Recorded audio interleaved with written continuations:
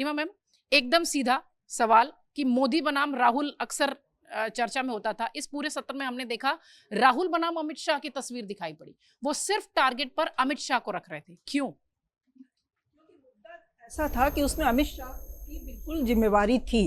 Direct hit की line में अमित शाह थे और राहुल का इरादा, जो मुझे लग रहा है, कोई ऐसी नहीं है कि राहुल से मेरी बात होती है रोज, लेकिन मुझे ये लग रहा है कि वो इस बार शाह के जरिए मोदी को टारगेट करना चाह रहे थे। अगर सदन में ये उठता मामला तो वो शाह के थ्रू होते हुए मोदी तक पहुंचती बात, इसलिए वो शाह को टारगेट इस कर रहे थे।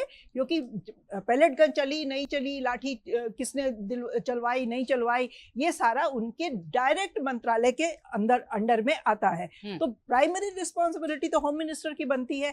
और एक जो हमने इस बार बहुत अनप्रेसिडेंटेड सी सिचुएशन देखी कि हम लोगों ने इतने साल से पत्रकारिता की है, कोई भी घटना होती है तो उसकी ऑफिशियल एक ब्रीफिंग होती है।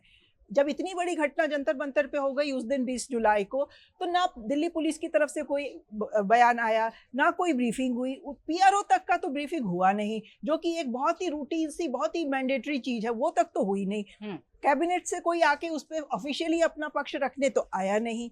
तो ये सारी चीजें जो थी ना, वो होम मिनिस्टर को डायरेक्ट अटैक के रेंज में ला रही थी। इसलिए पहले उनको टारगेट करके राहुल चाहते थे कि उनको पीएम तक पहुंचे, सदन के अंदर उनके ऊपर हमला करके। तो ये तो मौका उनको मिला नहीं, इसलिए मुझे लग रहा है। और जैसे कि उन्होंने अमित शाह के बारे में कहा कि भाई चली तो भी जिम्मेदार है, नहीं चली उनके इंफॉर्मेशन नॉलेज के बगैर चली तो भी वो जिम्मेदार है, अगर चलाई गई तो वो जिम्मेदार है, नहीं चलाई नहीं उन्होंने आदेश दिया और फिर भी चल गई तो इनकॉम्पिटेंट है। तो वो एक आसान टारगेट इस बार अमित शाह के रूप में राहुल गांधी को मिला, जिसके थ्रू वो मोदी तक पहुंचने की तैयारी कर रहे थे।